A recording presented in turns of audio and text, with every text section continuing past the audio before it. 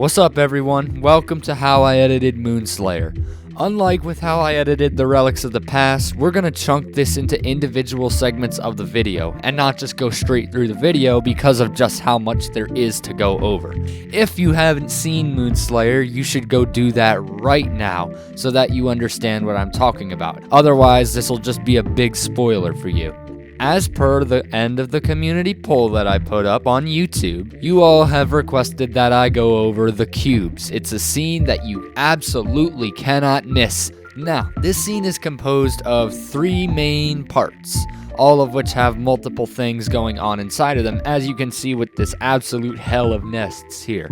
Now, the first part I want to talk about, arguably the shot that made this whole thing look as good as it did, the actual cubes themselves you can see floating around in the background, of which I will turn it over to my friend Linka Logan. He's a good 3D animator who does some VFX. Take it away.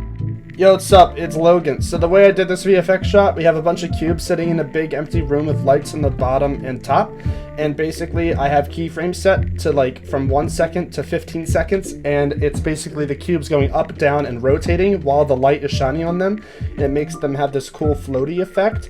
And if you go to the camera perspective, you can also turn on the green screen. And that allows us to key it out and insert it into other shots. And we also have this particle effect rising from bottom to top. And when you combine the rotation of the cubes and all this fancy green screen thingamajigs and these particles and these different angles, you get a shot that's in a raw form, and then you can like make it into special effects. And if you wanted to do something like this, you need a program like SFM. Alright, now that he's done with that, we can get into what we need to do. First up, let's take a look at this nest. You look over here and you just kind of see Solomon standing on this platform right here. There's not a whole lot going on with its editing, and there doesn't really need to be. Because he's standing on a square platform, what you can do, you can obviously just crop out around the edges and just do a rough mask around my guy.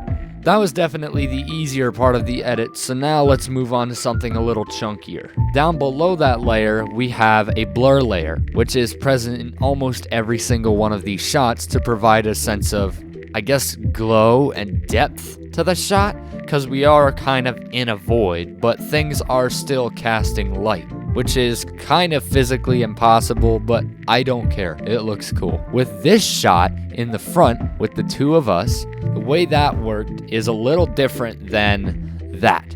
Because we're so much closer than Solomon to the camera, having to mask out every little detail on these guys is much, much harder than you might think. Let's dig into it. The original shot looks like this. It does not look anything like it does in the film. And this is actually not the same cliff that we started on in the film. It's just a cliff that looks similar, but I decided to put them over an ocean so that I could do a color key. First thing I had to do was sync the shots up and crop one of us out. Basically what I did, I threw this really rough mask around Koro. It didn't need to be super detailed because we were far enough apart from one another.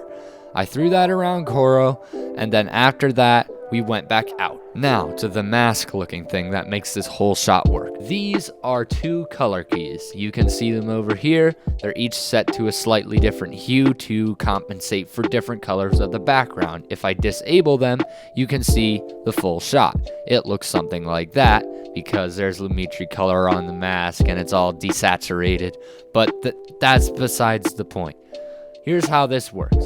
First thing I did was key out the ocean itself. By doing that, you obviously take the hue selector, click the ocean color, and mess around with the feather and the tolerance so that way you can get that super precise hue and key it all out. The next thing I did was get the sky up top. It is a brighter hue, it is very similar though, but by turning this guy up too much, you start to interfere with the characters, and we don't want to do that. So we made a separate thing and keyed out the rest of it. If you remember from earlier, I talked about how this guy had a blurred layer behind it. Same goes with these. Although instead of a directional blur, it's just a normal camera blur, if I scroll down here. Now, if you recall from earlier watching Linka Logan do the 3D stuff, these were originally purple. But we didn't really want to change that in the software because we knew we could just do it in Premiere later. Here was the plan.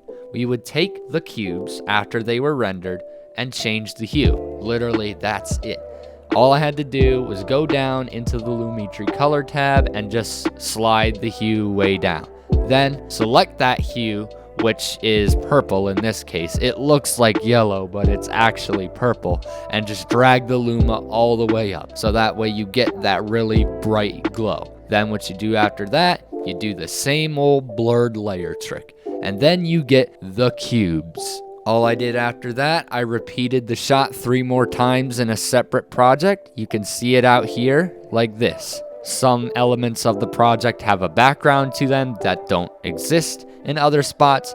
This spot, actually right here, contains elements from a previous part of the film. It is the first time we see Solomon. This is the exact same thing.